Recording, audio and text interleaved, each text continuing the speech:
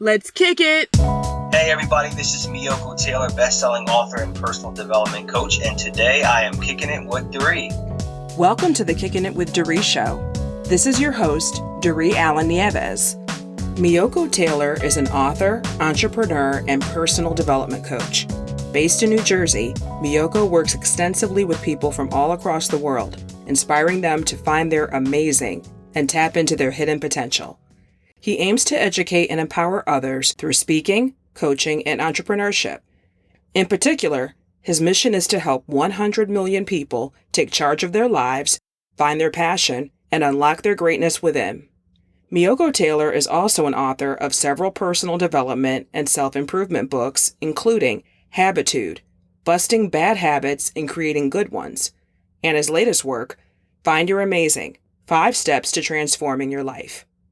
And now I would like to welcome to the show, Meiyoko Taylor. Welcome to the show, Meiyoko. Thank you so much, Doree. It is a pleasure to be on your show today. I love your name. It's so unique, like mine, but it's got a little extra pizzazz to it.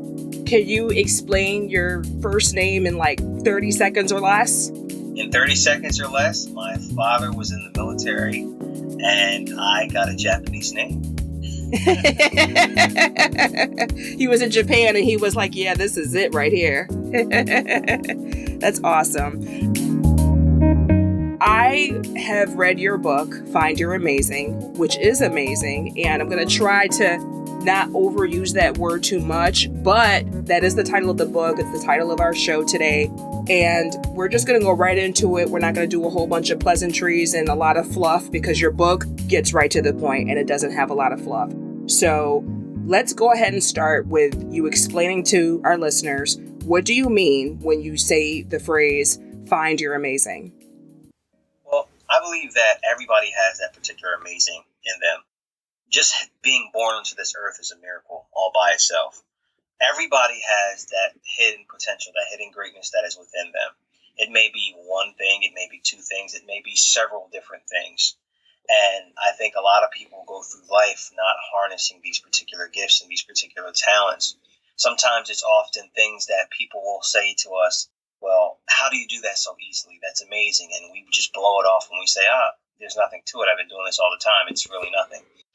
Things like that are hidden gems that are within us that make us unique and make us shine, in a way where we can really add value to the world. So when I say amazing, it's not just one thing. It can be a plethora of different things that you possess that you don't even know how to tap into, or you're just unaware that you even have. So speaking of being unaware of your talents and those hidden gems that are within you that you're born with, can you tell us about what it took for you to find your amazing and to figure out what it was about you that was so great? Because I understand that you had to come to a breaking point before you turned your life around. Tell us about that. Well, it's very interesting. I've always had a love for helping people, for teaching, for educating, and seeing or hearing the response to people when I've made a difference in their lives. So I've always known that was something that I loved to do. That was my makeup. That was who I was. But I went through life just like most people and, settled for certain things that I didn't want to do, which was basically the norm for most people, work hard, get a job, work for corporate America, plan to retire in 25 or 30 years, that particular thing, just the average and the norm of what society deems as normal life. And I found myself working at a 9-to-5 that I absolutely hated. Then I found myself in a relationship for 7 years that both of us were afraid to get out of, but we weren't really serving each other any positive purpose at all. And we were comfortable with being uncomfortable. So we were just wasting each other's time at that point. And we both knew it, but we lacked the courage to kind of get out of the situation. And I gained 75 pounds. So my health was failing. So one day I looked in the mirror and I looked at myself and I burst into tears. And that was really the turning point for me. I didn't recognize who I was at that point. Completely unrecognizable. So I said I had one of two choices that I could make. Either I can continue down this path and do everything that everybody else wanted me to do that seemed normal to everyone else, or I can make the scariest decision of my life and actually go against the grain with everything that seems to be normal and everything that I was passionate about. And I chose that step. And it was very scary. The heart was beating fast. The anxiety was there in the beginning. But what I noticed is I started to make little bouts of progress. And that really struck a light bulb with me. So, as time progressed, I would do certain things that were out of my comfort zone towards the things that I'm passionate about. And then a little bit more weight will be lifted off. Then a little bit more weight will be lifted off. So I got to the point where I said, you know what? I really want to help people. So I got to reading a bunch of personal development books, audio CDs, you name it. And the common denominator with all of them were they motivated you, they inspired you, but they didn't have a lot of action-based steps. Mm-hmm. What I mean action-based steps is those guys go home in their fancy cars, their big houses, and you go back home to reality. Your reality is not their reality. They can get you excited, they can get you pumped up, but what is going to help me move forward to experience my own version of success? That's what was lacking. So all that education, all that knowledge, and my experience, I was able to translate that into my personal development practice, and it translated into a book, which Find Your Amazing is an introduction to the coaching and to a brand that is truly encouraging people to establish their own version of success. I mean, that's what it's all about. Absolutely, it is. And I really like your transparency with your story, because all of us actually have something that we can relate to that has happened that's not really pretty. When we I'm a coach too. And when I talk to people, I always let them know that, I've been through some stuff and this is what it used to be like. So you're seeing the after. Let me tell you about the before. Let me tell you how I got from the before to the after. And still, the after isn't like I'm done. It's not like we're done, we're finished, we've made it. It's like even while we're helping other people, we are continuing to grow and challenge ourselves. That's how we can continue to be useful to people. And you said something very important right there. And that's what makes me different, and that's what makes you awesome, because personal development is something you will do until the day you die. There is nobody that's going to reach a pinnacle of personal development where I just made it. I have no type of improvements needed whatsoever. And we're still going through things. Life still continues. We still have, ups and downs, even as coaches. And people need to hear that. They often don't get that from coaches like myself and yourself and all these other motivational people. They think these people are on pinnacles and they can do no wrong. And that is the part that I think is important for people to really understand. People need to be able to relate to what you're doing, because life is real. Nobody is completely motivated and inspired 100% of the time. I'm not. I'm not. Again, something you mentioned a few moments ago about how your book has the action steps. I too have read many, many self-help and development books, which I absolutely love. A lot of them are similar, but they are unique in different ways. But that is true. There are several that look beautiful on the outside. They may have critical acclaim or whatever, but what do I do with this information? What happens when that feeling goes away? Because the whole thing with motivation is it's related to a feeling you have, and you may not always feel like doing the things that you need to do. I mean, heck, we all have chores in the house and stuff. I don't feel like taking out the trash, but I had to take out the trash today. You know what I'm saying? Like, there's different things that I have to do. I'm married and there's things that my husband is not able to do because he has health issues. It's like all of us have something that we go through and different things. So we have highs and lows all the time. And so with the actionable steps that you mentioned in your book, Meiyoko, one of the things that I love, he's got different steps in the book. And so in step one of the things he talks about is having a vision and writing things down, which is very important. You can't just read the book or hear the sermon and be like, yeah. You've got to actually work on things. You have to do the work. So one of the things that you do when you're doing the work, he talks about, is a personal mission statement.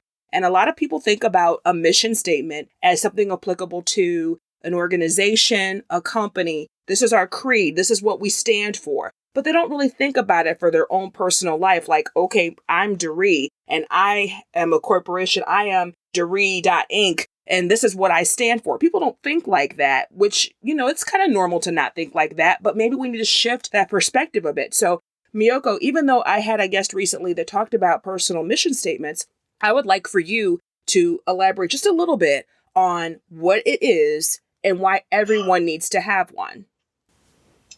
I agree with you 100%. And the thing about personal mission statements is most people have that misconception as for business. No, you need a design for your life. And one of the reasons why most people fail, whether it's business or in life in general, is because they don't have a vision and they don't have a mission. There is a very big difference. I'll use myself, for example. My mission is to show 100 million people how to take control of their life, find their passion, and unlock the greatness that is within them. So that particular mission is what my whole entire life is designed behind. I tell people to have a vision. You want to be able to see, touch, taste, and smell your vision. Almost like you've already accomplished it. Because what's going to happen is, like you and I both said, the motivation and the inspiration, some of that dies down at some point. So you want to be able to look back and to reach inside yourself and see exactly where you're going to end up before you get there. So you're not wandering hopelessly trying to get the next motivational book, the next inspirational book. Now you're depending on these particular books. You're not making progress. You're just continuing to get inspired all over again. I tell my clients to sum up your mission statement in 2 sentences or less. And I always tell them, look at everything in your life, everything you're going through, your friends, your surroundings, your environment. If there is something in your life that does not align with that mission statement, you need to get rid of it. Plain and simple. If you can't get rid of it right away, start to make steps towards getting rid of it. You want everything to be in alignment with your vision and your mission. And I think that's where a lot of people fall short because, one, they don't have one, and two, they allow other things to take the place of that. Your life is important. The value that you give to others is important, but you have to write it down. You have to put it into a statement that completely defines who you are and what you want to accomplish. And so if you need help with writing a personal mission statement, Meiyoko doesn't just say in the book, hey, you need to have a personal mission statement. This is really helpful to you. He also says, here's how you do it. So you have to do the work. Yes. It's not just like, your book should actually be a workbook because people need to break out a journal and start writing. You have to do something. It's not a passive activity. You're not just reading it for fun. So I really like that. And I think that in addition to what you've said, a personal mission statement also gives you a focus or a blueprint that you can go by and evaluate it every so often. I'm not sure if you're familiar with Michael Hyatt. Yes, he has a great blog and a lot of free material and a wonderful podcast as well. And one of the things he talks about is designing a life plan. It's not exactly the same thing as what we're talking about, but it's similar in that you're setting goals and you're listing out different statements and thinking about the way you want your life to look. And when you make that plan or you write that statement, you're not just writing it and being like, okay, I did that. Because first of all, it takes time to break it down. You've got to really go deep with yourself and really have some thought into it, be quiet and really do the work. But once you've done it, even if it takes you a couple of weeks to get it down, once you've done it, you have to revisit it. You can't just get it, write it, and be like, okay, well, I'm good. I got a personal mission statement. I got a vision. I'm good. No, you have to keep on evaluating it. You have to keep on measuring it up and looking back at the month and saying, okay, hey, for the month of May, how did I do? What do I need to change? Or maybe it's every quarter. I think Mr. Hyatt does it every quarter. But whenever it is, it needs to be something that you set up in your smartphone or your app or whatever to remind you that you have to go back and look at what you've said that you are and make sure that your life is in there, because we all have seasons of life, whether it's work, relationships, or whatever, where things happen that we haven't even expected would happen. And we've got to go back and make sure everything is aligned, like you said. I agree with that. I agree with everything that you said. I think some people, they'll develop their mission statement and say, aha, I got it. Okay, now I have more clarity. And then they don't revisit it. It's something that you have to consistently refer back to. And that's how I wanted the book to have a feel. It's sort of like a manual that you can actually go back to. And you said something very interesting about a workbook. I'm actually bouncing back and forth whether or not I want to actually put workbook type evaluations in the book. So I may just do that because I think it's necessary. People need to be able to have something that they can refer back to. And as simplistic as some of these exercises are, they're very, very powerful if you utilize them and you take advantage of them. Yeah, they're deep and they take a lot of thought. Another thing that you talk about in the book, Meiyoko, is another interesting phrase. You're like coining all kinds of phrases. You're a trailblazer. You talk about having a winning habitude, not habit or attitude. It's like you combined habit and attitude, I think, but it's pretty Yes. cool. So would you break down what a habitude is or what it means to have a winning habitude? Winning habitude. Habitude is just a phrase that it's a personality. It's a lifestyle. So that's what a habitude is. Period. So having a positive habitude or a habitude for success is really analyzing your habits. First of all, you got to understand how habits are formed. I do have a book called Habitude that goes a little bit more in detail. I touched a little bit on it in this particular book, Find Your Amazing. But there's three dynamics to a habit. There's triggers, there's behaviors, and there's rewards. So you have to know what the triggers are that induces a certain behavior, and you have to know what the rewards are. So, for example, if I am a sports athlete and I win a ball game, the trigger is me winning the ball game. My behavior may be going out for a drink with the fellas. The reward is the satisfaction of the drink and how I feel being around my environment. So, habit is eventually formed, and I tell people that you're going to form habits whether you like it or not. That's just the way we are designed. So you're going to form particular habits. So if that's the case, you really need to monitor what type of habits you're forming. So the book calls your attention to what habits are and what triggers you may be actually setting off these habits. So now people are like, oh my God, I didn't even think that there were triggers. I know the behavior. I know what I'm doing. I don't want to do. But what's really causing it? So when you can break down the dynamics of a habit, then you actually have some ammo to where you can say, okay, here's my life. Here's the habits that I want to change. What's causing this? What trigger is setting this off? Okay, I understand the behavior. So, the reward is the satisfaction that I get from it, but it's only temporary because it's something that I want to stop. So it just breaks down the dynamics of a habit, first of all. And having a habitude for success is just implanting those habits that you need to accomplish the goals that you are trying to set out to do. So that's what having a winning habitude is. But I'm a firm believer, in order for someone to really do these things, you have to break down the foundation of what a habit is, or what your amazing is, or what confidence is, or what motivation is. You have to have an understanding of the actual thing before you move forward and start to implement action steps.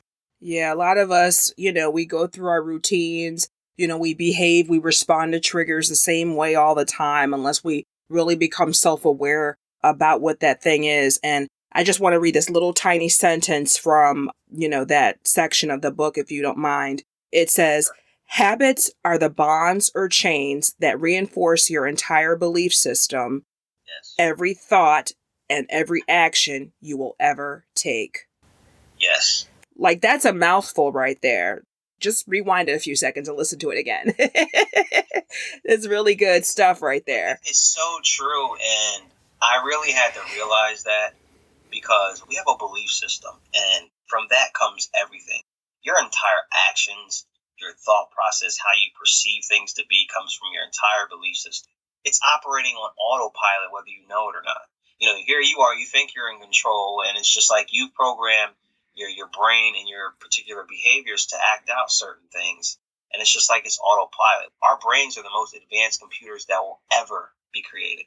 So it's just acting out habit after habit after habit because it's ingrained in our particular makeup, and it takes some work to change that. It's very doable, but when I say to change that bond, it really is a chain because you have to really go in there and really break that thing down to induce another habit that is going to be constructive to whatever you're trying to achieve in life. And I think people don't stress this enough. And it's easier for you and I because we're coaches. So we automatically have a teaching mindset.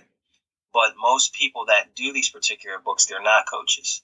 They're people that can inspire and can motivate, but it's the dynamics of what's going on. It always starts with your belief system and your internal mapping. It always starts with that.